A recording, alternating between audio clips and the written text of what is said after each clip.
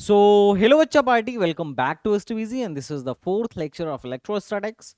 और last lecture में हमने सीखा था कि किसी भी पॉइंट चार्ज की वजह से किसी आर डिस्टेंस पर इलेक्ट्रिक फील्ड की इंटेंसिटी क्या होगी। तो first of all, good morning, sorry, good evening सोवान एंड एवरीवन। फटाफट सेशन ज्वाइन करो एंड द विल स्टार्ट।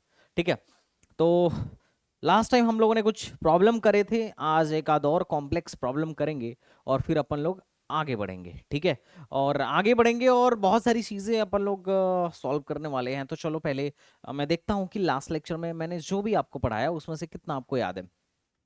एक क्वेश्चन है जो कि मैंने एज अ होमवर्क भी दिया था। आई थिंक क्लियर दिख रहा होगा। मैं शायद इसको और मिटा के अच्छे से बना देता हूँ, है ना। इसको मिटा के थोड़ा अच्छे से बना देता हूँ शायद।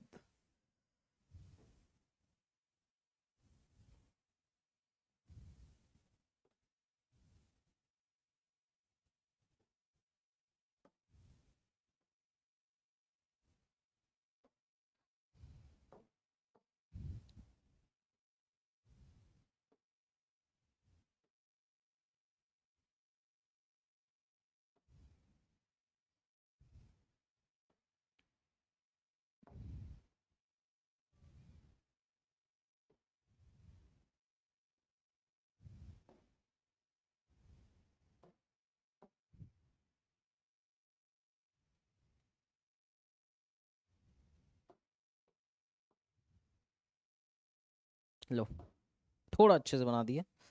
अब इसका एक रेगुलर हेक्सागोन है और यहाँ पर माइनस माइनस माइनस चार्ज दिया गया है और यहाँ पर plus plus plus Q charge दिया गया है। मतलब एक एक प्रोटॉन और एक एक या फिर ऐसा बोल दो कि इन तीनों पर निगेटिव चार्ज है और यहाँ पर पॉजिटिव चार्ज है। This is the centre of the regular hexagon. आप बताइए कि सेंटर पर इलेक्ट्रिक फील्ड क्या होगा। ये हमारा पहला सवाल है एंड आई होप कि you can do this problem. As such इसमें कोई रॉकेट साइंस वाली बात नहीं है। Screen is not visible, just wait wait wait.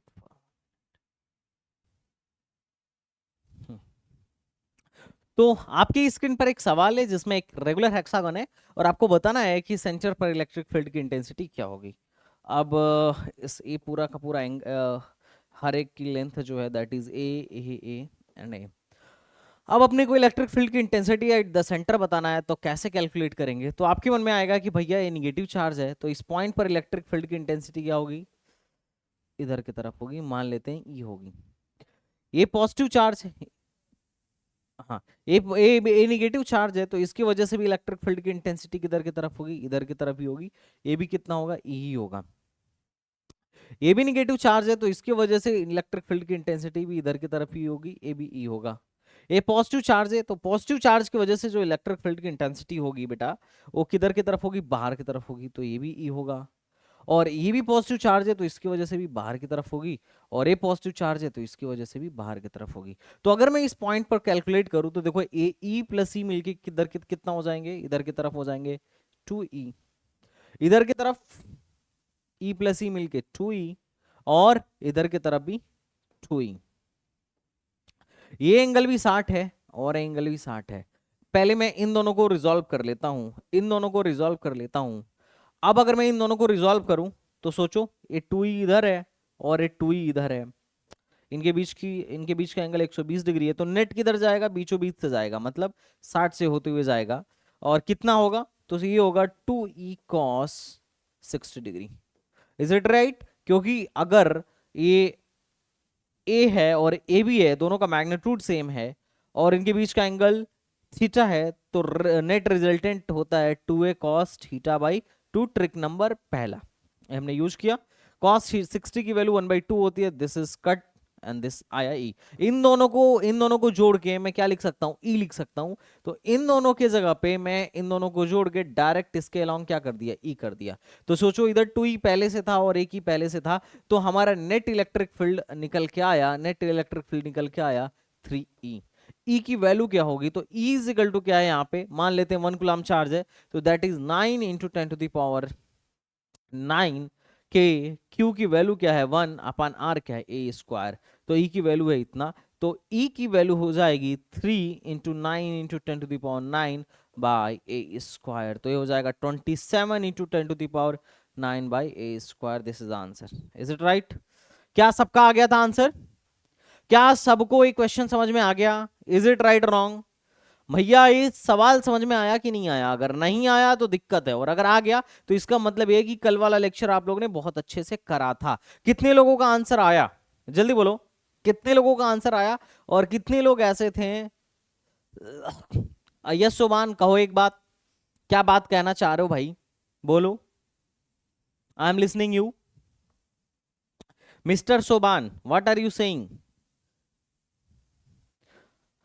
Physics मुझे कम क्यों समझ में आता है? क्योंकि तुम टाइम नहीं देते हो, है ना? टाइम दोगे अच्छे से समझ में आएगा अच्छे से। ऐसी कोई चीज नहीं है जिसको अगर तुम बहुत बढ़िया प्रॉपर टाइम दो और तुम्हारा बेस ठीक ठाक है तो नहीं सीख सकते हो। डेफिनेटली सीख सकते हो, टाइम देना पड़ेगा यार।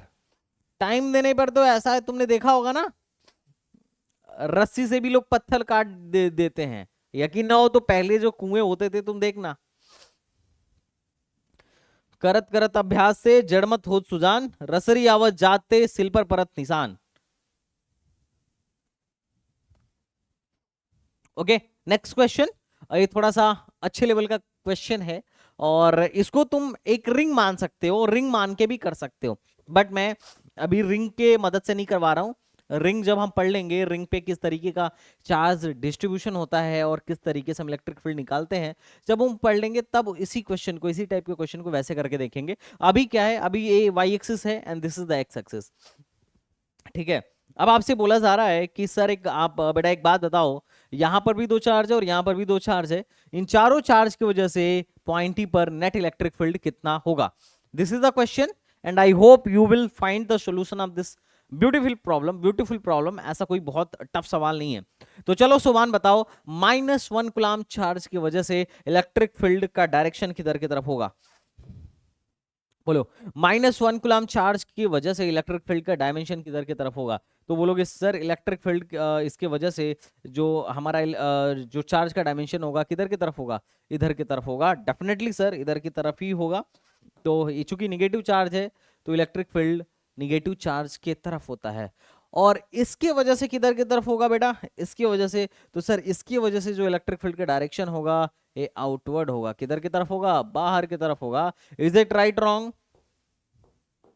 यहां तक कौन पहुंच गया कि हाँ सर ठीक है, बढ़िया है, कोई दिक्कत नहीं है। इस नेगेटिव चार्ज की वजह से, अब ये वाला नेगेटिव चार्ज देखो, इस नेगेटिव चार्ज की वजह से भी इलेक्ट्रिक फील्ड का डायरेक्शन इधर की तरफ होगा, है ना? यस होगा, ठीक है, होगा तो लिख दीजिए। इस पॉजिटिव चार्ज की वजह से इलेक्ट्रिक फील्ड का डायरेक्शन किधर की तरफ होगा? बाहर की तरफ होगा। Is it right wrong? तो बस खत्म। इसका और इसका कलर सेम कर देते हैं ताकि याद रहेगा। ठीक है, अब पहले क्या करते हैं, पहले वैल्यू वैल्यू मत पुट कर देना कि अरे वैल्यू पुट कर देते हैं इसकी वजह से के क्यू बाई आर स्क्वायर। नहीं नहीं, पहले ना मान लो, मान लेते हैं इसके वजह से यहां पर इलेक्ट्रिक फील्ड जो है E1 है, तो क्या इसके वजह से भी इलेक्ट्रिक फील्ड E1 ही होगा इधर की तरफ? हाँ सर E1 ही होगा। क्यों? क्योंकि देखो इन दोनों चार्ज का मैग्नीट्यूड सेम है, इन दोनों की दूरी सेम है। कैसे दूरी सेम है? क्योंकि ए लेंथ दोनों में सेम है और ए लेंथ भी दोनों में सेम है, क्योंकि दोनों का कोऑर्डिनेट √3/2 और -√3/2 दिया गया। तो ये लेंथ और ए लेंथ सेम है, ये दोनों में कॉमन है, तो डेफिनेटली ये लेंथ और ए लेंथ क्या होगा? सेम होगा। तो चूंकि लेंथ भी सेम है और चार्ज भी सेम है, तो इलेक्ट्रिक फील्ड जो आएगा इस पॉइंट की वजह से और इस पॉइंट की वजह से सेम आएगा। और सेम वही चीज इस पॉइंट और इस पॉइंट की वजह से होगा। मैं मान लेता हूं E2 है। क्या है? E2 है। Is it right? हाँ सर मान लो, कोई दिक्कत नहीं है, ठीक है। चलो अब मान लिया अगर, तो थोड़ा सा इसको और सॉल्व कर लेते हैं। अगर मैं इसको अल्फा मानूं, समझना ध्यान से, इस पूरे वाले को अल्फा मानूं, तो ये भी क्या हो जाएगा? अल्फा हो जाएगा। पूछो कैसे? क्योंकि देखो मैं इसको अल्फा मान रहा था, तो ऑब्वियसली ये भी अल्फा ही होगा। ठीक? ओहो, पेन गया क्या? और अगर इसको मैं बीटा मानूं, तो ये वाला भी क्या होगा? बीटा ही होगा। ठीक है, अब सॉल्व करते हैं। E2 को तोड़ लो, क्योंकि इस पॉइंट पर मेरे को 4 इलेक्ट्रिक फील्ड दिख गया।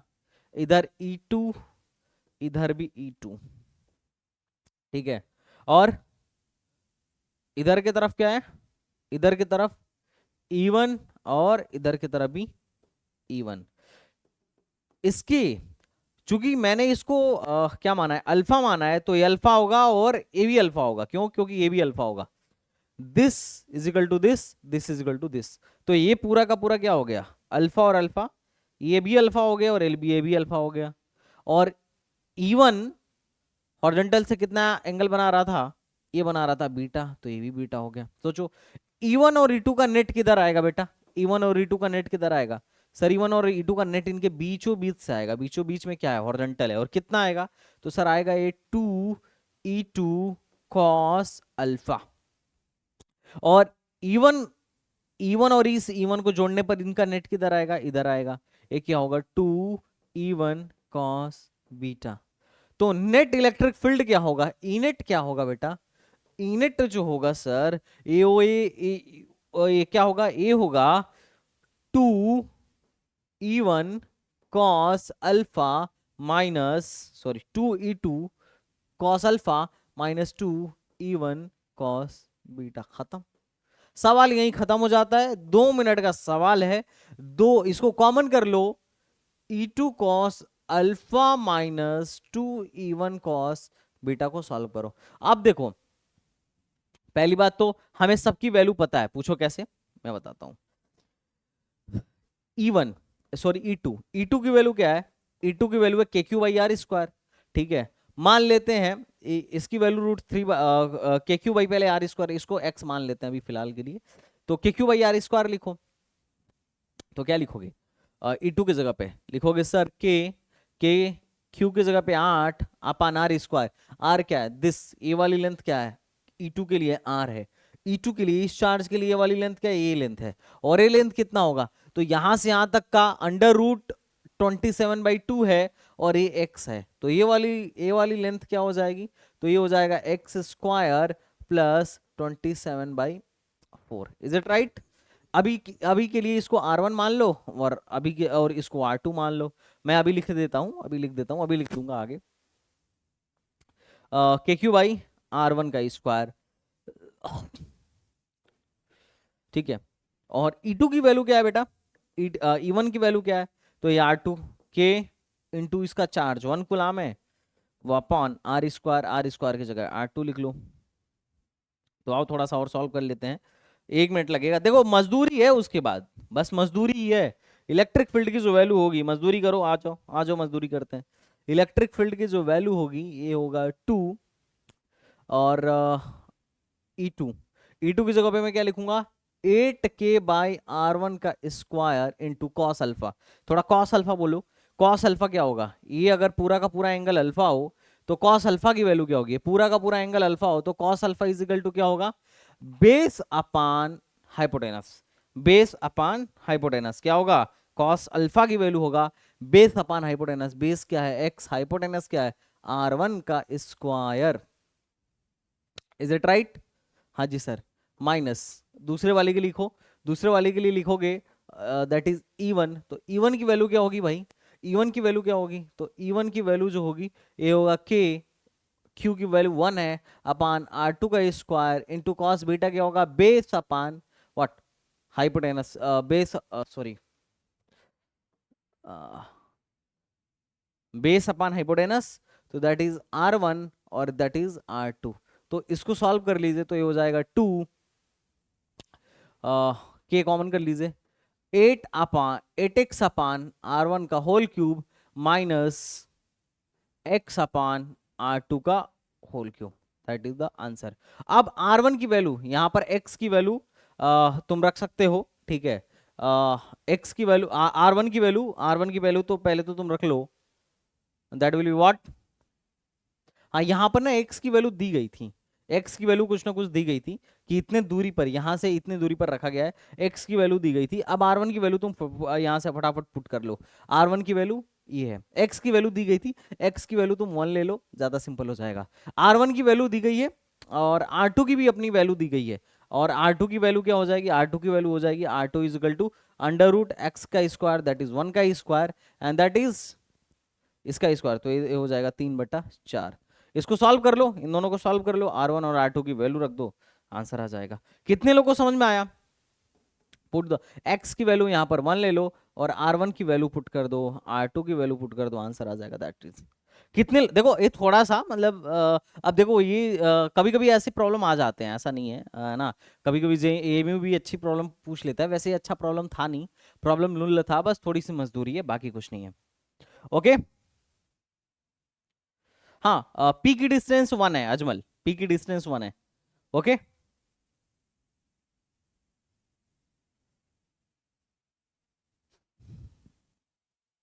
अरे ठीक है, देखो अजमल, थोड़ा सा कैलकुलेशन अगर यहाँ प्रैक्टिस करके जाओगे ना अच्छे अच्छे लेवल का, तो एग्जाम में थोड़ा सा आसान होगा तुम्हारे लिए, है ना। अब अच्छे इलस्ट्रेशन के लिए हमें करना ही पड़ेगा। अब नेक्स्ट नेक्स्ट प्रॉब्लम पर आते हैं, और एक प्रॉब्लम मैं तुम्हें बताऊंगा नहीं, और इस प्रॉब्लम को तुम मुझे बताओगे। देखो ये सवाल बोर्ड में भी आया हुआ है, और अपने जेई में भी आया हुआ है, और ऐसे सवाल अपने एमयू में भी आए हुए हैं। ये पेंडुलम का प्रॉब्लम कहाँ कहाँ तुम्हें देखने को मिलेगा? तो पहला तो तुम्हें एसएचएम में ही देखने को मिल जाएगा, दूसरा तो तुम्हें कहां पे मिल रहा है अभी, इलेक्ट्रोस्टैटिक्स में, तीसरा अभी तुम्हें देखने को मिलेगा मैं आगे जब पढ़ाऊंगा तो फ्लूड में, इसको पानी में अपन लोग डाल देंगे, ठीक है। चौथा प्रॉब्लम तुम्हें देखने को मिलेगा एनएलएम में, एनएलएम में, ठीक है। तो एक ही प्रॉब्लम है, एक ही पेंडुलम है, और अलग अलग चैप्टर्स में इसे मिला मिला के प्रॉब्लम बनाया जाएगा, और तुम मोस्ट ऑफ द टाइम नहीं कर पाओगे, फालतू का ज्ञान बतियाओगे, है ना। लेकिन मैं जो तरीका बता रहा हूं तुम इससे आराम से इसको कर पाओगे। सवाल बोल रहा है कि एक पेंडुलम है जिसका मास m है, जिससे एक मास लटकाया गया, बॉब लटकाया गया जिसका मास m है, और यहां से जिस धागे से लटकाया गया है इसकी लेंथ l है। अब ये पेंडुलम है, इसको मैं मान लो यहां पे खींच के ले जाके छोड़ दूं, तो ये क्या करेगा, एक सिंपल हार्मोनिक में मोशन करेगा ऑब्वियसली, तो इसका टाइम पीरियड भी होगा। तो पूछा जाता है कि बताओ इस पेंडुलम का टाइम पीरियड क्या होगा, क्या पूछा जाता है कि पेंडुलम का टाइम पीरियड क्या होगा, पहला सवाल, जो कि सबसे बेसिक सवाल है। तो देखो पेंडुलम का टाइम पीरियड जो होता है फ्री ग्रेविटी में, ये होता है time period is equal to 2π√L/g। क्या होता है बेटा, 2π√L/g। ये जनरली एक पेंडुलम का टाइम पीरियड होता है। अगर उसको इस फ्री ग्रेविटी में लटका दो और फिर उसका टाइम पीरियड को कैलकुलेट करो तो ये आएगा 2π√L/g। जितना लंबा धागा होगा उसका ज्यादा ही, उतना ही ज्यादा टाइम पीरियड होगा, और अगर जी की वैल्यू कम हुई, अगर जी की वैल्यू कम हुई तो फिर टाइम पीरियड ज्यादा हो जाएगा, अगर जी की वैल्यू ज्यादा हुई तो टाइम पीरियड कम हो जाएगा। ये एक पेंडुलम का टाइम पीरियड होता है। अब सवाल कैसे बनाएगा, कभी कभी बोलेगा, कभी कभी बोलेगा, अब देखो जी किस वजह से आ रहा है, तो जी आ रहा है mg/m के वजह से, ठीक है। अगर अगर अगर मान लो इसको पानी में मैं लटका देता, पानी में डाल देता, तो ऊपर से एक अपथ्रस्ट फोर्स लगने लगता, एक अपथ्रस्ट फोर्स लगने लगता, जिसके वजह से क्या होता, फिर जी नहीं लेते हैं, जी इफेक्टिव लेते हैं। क्यों? क्योंकि जो नेट फोर्स है, नेट फोर्स आ रहा है यहाँ पे mg-v ρg, तो एक्सेलरेशन क्या होगा या जी इफेक्टिव क्या होगा, ये होगा F के जगह पे मैं लिख दूंगा m इंटू ए, या फिर एक्सेल ए को लिख दिया जी इफेक्टिव, तो ये हो जाएगा g-v ρg/m, जी इफेक्टिव हो जाएगा अगर पानी में लटका दूं तो। उस केस में जी इफेक्टिव की वैल्यू चेंज हो जाएगी, टाइम पीरियड जी कम हो जाएगा, टाइम पीरियड बढ़ जाएगा, एंड ऑल जो भी चीजें हैं। तो इसी सवाल को अब मैं थोड़ा सा इलेक्ट्रोस्टैटिक्स में मिला के बनाना चाह रहा हूं, इलेक्ट्रोस्टैटिक्स में बनाना चाह रहा हूं। जब भी कभी ऐसा हो ना कि फ्री ग्रेविटी के बजाय एक कुछ एक्सेलरेशन हो या कोई और फोर्स लग रहा हो, जब सिर्फ mg लगेगा तो यहां पर हम डायरेक्ट g लिख देंगे, लेकिन mg के अलावा यहां पर अगर और भी फोर्सेस काम करेंगे तो मैं वहां पर लिखूंगा time period is equal to 2π√L/ acceleration, या एक्सेलरेशन से अच्छा मैं वर्ड लिख देता हूं इफेक्टिव ग्रेविटेशन, इफेक्टिव ग्रेविटेशन। कितने लोगों को ये बात समझ में आया? अब इस पे थोड़े एक आध सवाल अपन लोग करते हैं। अब आ जाओ सवाल करते हैं अपन लोग एक आध सवाल। सवाल नंबर 1, सवाल नंबर 1 पहला, मान लो इस पर मैंने क्या किया, एक क्यू चार्ज लगा दिया। बॉब पर पॉजिटिव क्यू चार्ज दे दिया और इलेक्ट्रिक फील्ड की डायरेक्शन दे दी नीचे की तरफ। This is the direction of electric field, electric field की डायरेक्शन दे दी नीचे की तरफ। तो find if electric field is downward then find the time period। आप सवाल को समझिएगा, ज्यादा बकवास नहीं करना है, बड़ा सिंपल है। हमें क्या करना है, हमें से जी फैक्टिव कैलकुलेट करना है, एल चेंज नहीं होगा, 2 by under root L by G रख देना है। तो अब आप बताइए कि अब आप ये बताइए कि हमने क्या कर दिया, अगर नीचे की तरफ इलेक्ट्रिक फील्ड दे दिया तो अब टाइम पीरियड कितना होगा इसका। तो क्या बोलोगे, सर बॉब की पहले बीडी बनाते हैं, ये बॉब है अपना, नीचे की तरफ mg था और चूंकि इलेक्ट्रिक फील्ड भी नीचे की तरफ था तो चूंकि इस पर क्यू चार्ज है तो इस पर एक इलेक्ट्रोस्टैटिक फोर्स लगेगा। किधर की तरफ लगेगा, तो F बराबर होता है Q इंटू ई, जिधर इलेक्ट्रिक फील्ड का डायरेक्शन है उधर ही फोर्स लगेगा। तो मैं यहां से जी फैक्टिव कैलकुलेट करना चाहूंगा, तो पहले तो नेट फोर्स कितना लग रहा है, नेट फोर्स लग रहा है mg प्लस क्यू ई, ठीक है। तो मैं m इंटू जी फैक्टिव लिखूंगा, बराबर क्या हो जाएगा mg प्लस क्यू ई। तो यहां से g फैक्टिव की वैल्यू हो जाएगी g plus Q E by M. तो यहां से टाइम पीरियड निकालूंगा, time period is equal to, time period is equal to 2 pi under root L upon G effective, G effective हो जाएगा G upon Q E by M. Simple. Is it right wrong, हाँ है ना। किसी को कोई doubt हो तो पूछ लो बेटा, कोई दिक्कत नहीं है। Yes okay. मान लो, चलो एक सवाल मान लेते हैं, मैंने इलेक्ट्रिक फील्ड ऊपर की तरफ लगा दिया, ऊपर की तरफ इलेक्ट्रिक फील्ड लगा दिया। नाउ फाइंड दूसरा, if electric field is upward then find time period. चलो अगर मैं ऊपर की तरफ लगा दिया तो बताओ टाइम पीरियड क्या होगा, फाइंड दिस।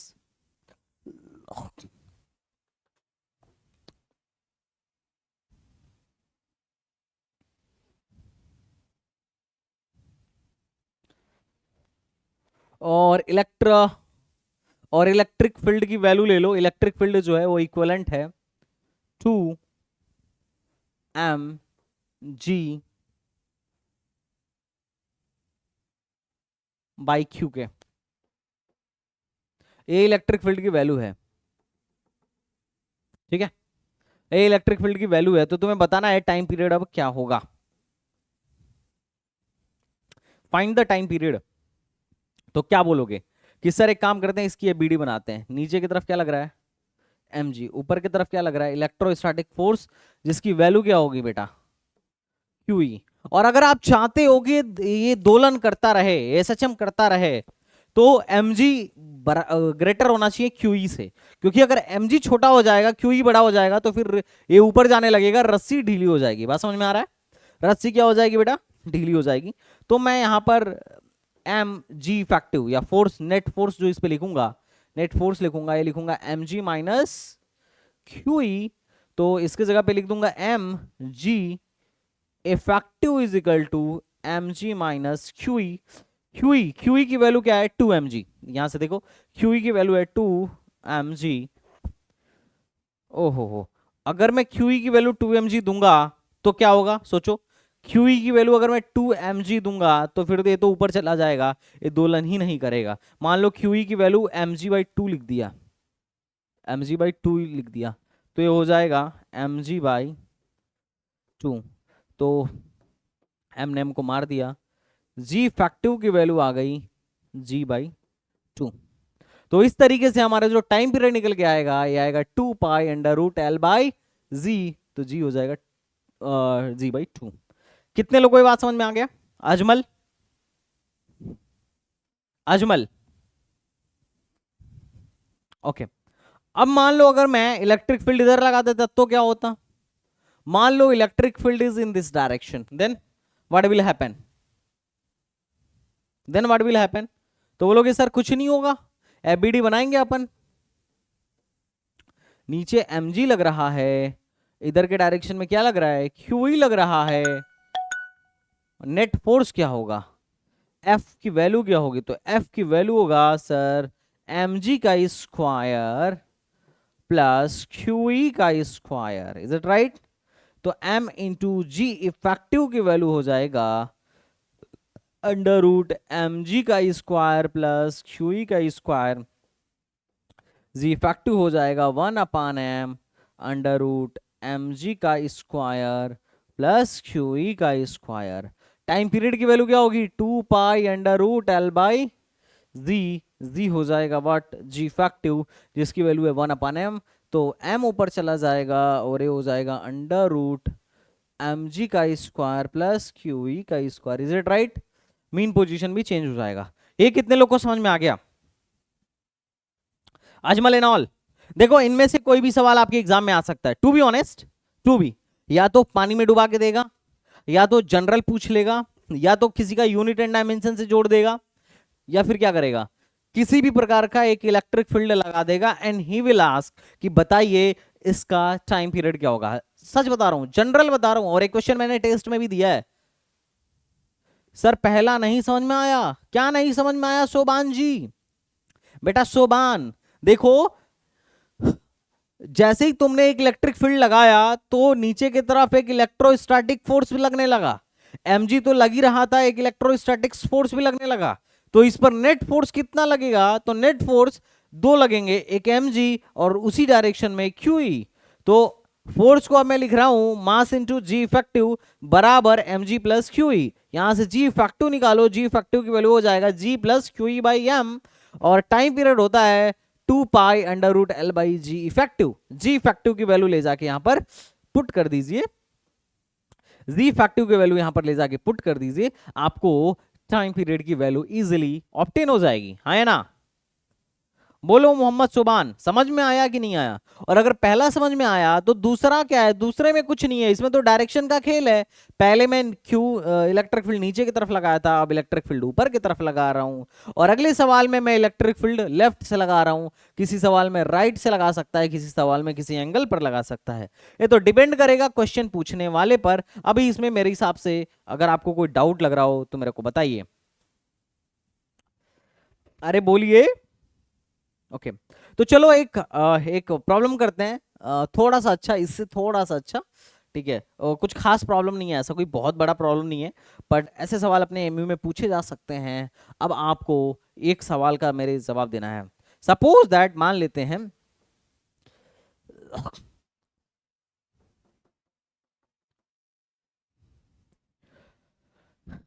इसमें खूंटी लगा है और मैं यहां से दो ऑब्जेक्ट लेता हूं आइडेंटिकल, एक धागा लिया L लंबाई का, M मास का एक गेंद लिया, उससे बांध दिया, एक और धागा लिया और M मास का एक गेंद लिया, उससे बांध दिया, ठीक है?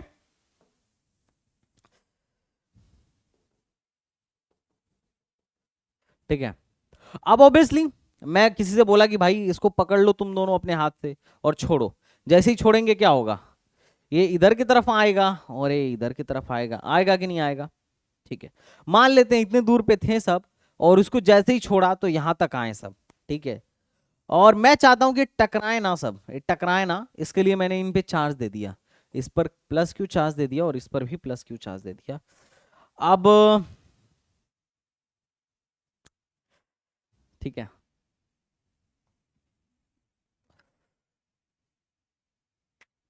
ठीक है,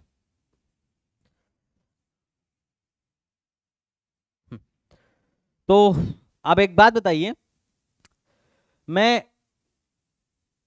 इलेक्ट्रिक फील्ड कितना लगा दूं, मैं इलेक्ट्रिक फील्ड कितना लगा दूं कि ये दोनों थीटा एंगल पे ही रुक जाएं? मैं इलेक्ट्रिक फील्ड कितना लगा दूं कि ये दोनों थीटा एंगल पर ही रुक जाएं? This is the problem. Are you getting the problem?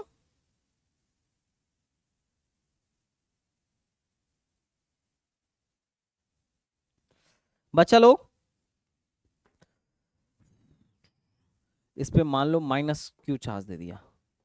ये दोनों एक दूसरे को खींच रहे थे और एम मास था तो ऑब्वियसली ये एक दूसरे की तरफ आ रहे थे, ये एक दूसरे को खींच भी रहे थे। बट मैंने अभी क्या किया, एक इलेक्ट्रिक फील्ड लगाया जिसकी वजह से क्या होगा, इस पर इलेक्ट्रोस्टैटिक फोर्स किधर की तरफ लगेगा बोलो, इस पर इलेक्ट्रोस्टैटिक फोर्स किधर की तरफ लगेगा, इधर की तरफ ही लगेगा। इस पर इलेक्ट्रोस्टैटिक फोर्स किधर की तरफ लगेगा, इधर की तरफ लगेगा, है ना। तो इलेक्ट्रोस्टैटिक फोर्स यहां पर आके इनको बैलेंस कर लेती है। अब आपको बताना है कि एटलीस्ट क्या रहा होगा, इलेक्ट्रोस्टैटिक्स इलेक्ट्रिक फील्ड की वैल्यू क्या रही होगी, इलेक्ट्रिक फील्ड की वैल्यू क्या रही होगी, हाउ टू सॉल्व दिस। तो सर इस सवाल में कोई दम नहीं है। मान लेते हैं कि इस टाइम पे देखो, ऐसे सवाल जब भी एग्जाम में आएंगे, ऐसे सवाल जब भी एग्जाम में आएंगे वी हैव टू सॉल्व, ठीक है, चाहे यहाँ पॉजिटिव चार्ज हो या नेगेटिव चार्ज हो, जो भी हो, जब भी ऐसा सवाल में आएगा तो मैं मान लूंगा कि चलिए जिस टाइम पे हमने फिगर बनाया है उस टाइम पर ये क्या हो चुका है, रेस्ट पर आ चुका है, इक्विलिब्रियम कंडीशन में आ चुका है। अब अगर ये इक्विलिब्रियम कंडीशन में है तो इन पर कितना नेट फोर्स लग रहा है ये हम कैलकुलेट कर लेते हैं और नेट फोर्स जोड़ के जीरो कर देते हैं, ठीक है। ये कॉन्सेप्ट हमारा होना चाहिए, इलेक्ट्रिक फील्ड कितना हो। तो मैं किसी एक को स्टडी करता हूं, इस पर नीचे की तरफ क्या लगेगा, mg, बढ़िया। ये इलेक्ट्रिक फील्ड है तो इधर की तरफ क्या लगेगा, QE, बढ़िया। ये मान लेते हैं इनके बीच की लेंथ कुछ कुछ भी मान लेते हैं, इसको x मान लो, इसको x मान लो, 2x दूरी पर है। ये इसको क्या कर रहा होगा, इधर की तरफ खींच रहा होगा, किससे, इलेक्ट्रोस्टैटिक्स फोर्स से, मान लेते हैं F1 फोर्स से खींच रहा होगा, इज इट राइट। ये ऊपर की तरफ क्या लगा रहा होगा, ऊपर की तरफ क्या लगा रहा होगा बेटा, ऊपर की तरफ क्या लगा रहा होगा, टेंशन लगा रहा होगा, यही तो होगा, ठीक है। मैं इस फोर्स को हटा देता हूं और इन दोनों को सिंपल सॉल्व करके यहाँ पे लिख देता हूं, F1 और Q माइनस ई को हटा के मैं लिख देता हूं QE माइनस F1, ठीक है। तो अब इसको सॉल्व करते हैं। ए पॉइंट है, इस पर नीचे की तरफ mg लग रहा है, इधर की तरफ क्या लग रहा है, QE माइनस F1 लग रहा है, और ऊपर की तरफ क्या लग रहा है बेटा, ऊपर की तरफ टेंशन लग रहा है। मेरे को चूंकि अगर ये एंगल थीटा है तो ये एंगल भी थीटा होगा, मेरे को ये थीटा एंगल पता है थीटा, और ये एंगल भी फिर पता चल गया 180 माइनस थीटा, और एंगल भी मेरे को पता चल गया ए है π/2, सीधे सीधे दिख रहा है। अब मैं किसकी वैल्यू निकालना चाह रहा हूं, मैं चाह रहा हूं किसकी वैल्यू निकालना बेटा, मैं ई की वैल्यू निकालना चाह रहा हूं। तो ई की वैल्यू निकालने के लिए बड़ा सिंपल सा तरीका है, लाम्बीज थ्योरम। मैं यहाँ पे लाम्बीज थ्योरम लगा दूंगा, मैं बोलूंगा QE minus F is equal to, ध्यान से सुनना, लाम्बीज थ्योरम लगाओ, अप्लाई लाम्बीज,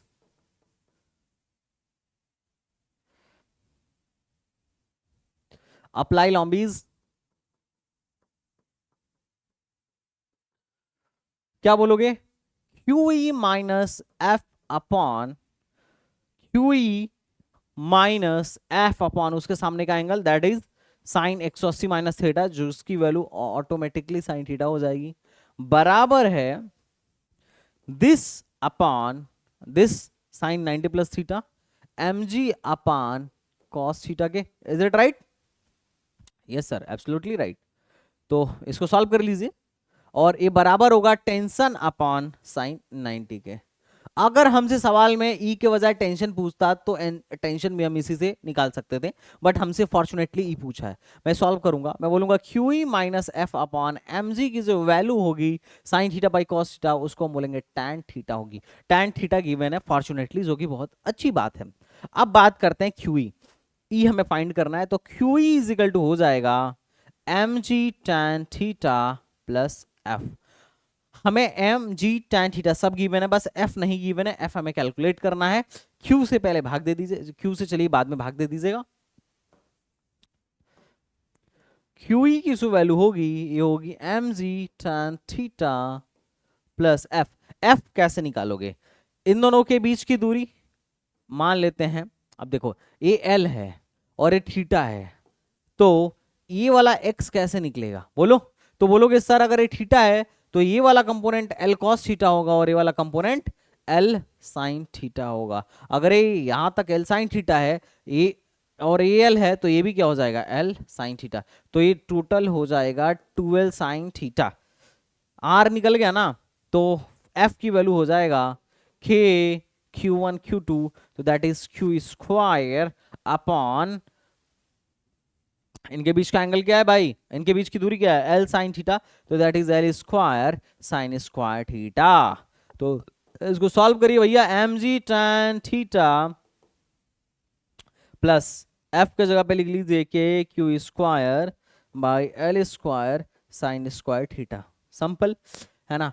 अब Q की वैल्यू Q से भाग दे दो तो ये हो जाएगा mg बाई क्यू, और एक Q से Q कट गया, that is the electric field. Electric field की वैल्यू आ गई mg by Q tan theta plus k Q by L square sine square theta, this is the answer. अब exam में ना सब कुछ दिया रहेगा, Q की वैल्यू 1 कूलाम दिया रहेगा, लेंथ हो सकता है कुछ मीटर दिया हो, मान लो 10 मीटर दिया हो, थीटा तुम्हारा 30 डिग्री दिया हो, सब कुछ दिया रहेगा, वैल्यू पुट करना आंसर आ जाएगा, सिंपल। ओके अजमल मैं तुम्हें बताता हूं लाम्बीज थ्योरम क्या होता है। जैसे देखो यहां पे 3 फोर्स है और हर एक फोर्स के सामने कुछ ना कुछ एंगल है। तो लाम्बीज ने बोला था कि अगर मान लेते हैं एक पॉइंट पर 3 फोर्स लग रहा हो, एक पॉइंट पर 3 फोर्स लग रहा हो, मान लो this is F1, this is F2 and this is F3, और ये वाला एंगल F1 के सामने का एंगल मान लेते हैं θ1 है, F2 के सामने का एंगल θ2 है, और F3 के सामने का एंगल θ3 है। तो ये वाला फोर्स अगर इक्विलिब्रियम में है, if they are in equilibrium, if इनका समेशन जो है जीरो है, इक्विलिब्रियम का मतलब यही हुआ कि इनका समेशन जीरो है, मतलब इनका vector vector F1 plus vector F2, इनका वेक्टर फॉर्म में जो सम आएगा अगर ये जीरो बनता है तो इक्विलिब्रियम में होंगे, और अगर इक्विलिब्रियम में है तो F1 अपान इसके सामने का एंगल, F2 अपान इसके सामने वाले एंगल का साइन बराबर F3 अपान इसके सामने वाले एंगल के साइन के बराबर होगा। अगर एक कंडीशन सेटिस्फाइड कर रहा है तभी ये इक्विलिब्रियम में है। अब यही मैंने यूज किया क्योंकि यहाँ पे बोला गया है कि ये बॉडी इक्विलिब्रियम में है, थीटा एंगल पे पर आके इक्विलिब्रियम में हो जाती है, तो इस बताइए इलेक्ट्रिक फील्ड कितना लगाना होगा। मैंने यहीं से इसको सॉल्व कर लिया। अगर टी पूछता तो हम टी भी बता सकते थे, टी की वैल्यू क्या होगी भाई, Q M G by cos theta के बराबर होगी, टी की वैल्यू तो डायरेक्टली निकल जाएगी, ठीक है। Is it fine? ओके तो चलो आज ज्यादा नहीं पढ़ाऊंगा, आज इतना ही पढ़ाऊंगा, कल टाइम से आ जाऊंगा, आज थोड़ा लेट हो गया, but from tomorrow I will continue from the time. Okay बच्चा पार्टी, कोई दिक्कत कोई कष्ट कोई परेशानी, यहां तक कोई परेशानी हो तो बताओ।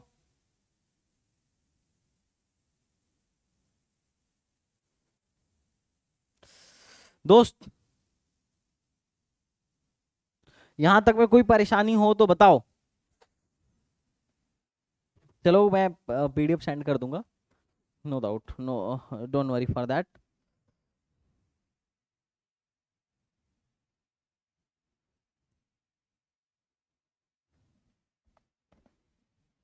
और बड़े कम बच्चे आए हैं भाई आज, क्या दिक्कत है, क्या कष्ट परेशानी है?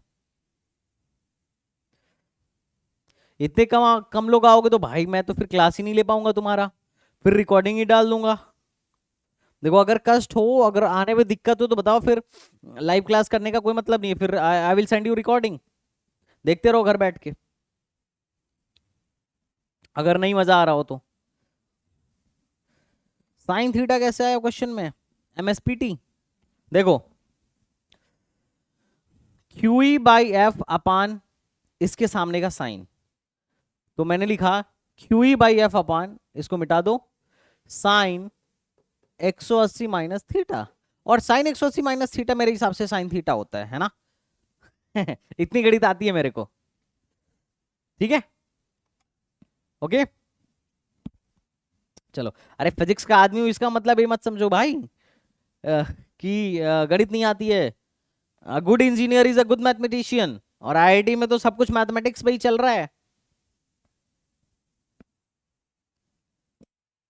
ओके चलो ठीक है, फिर कल मिलते हैं, और सेम टाइम सेम जगह 8 बजे। Bye bye.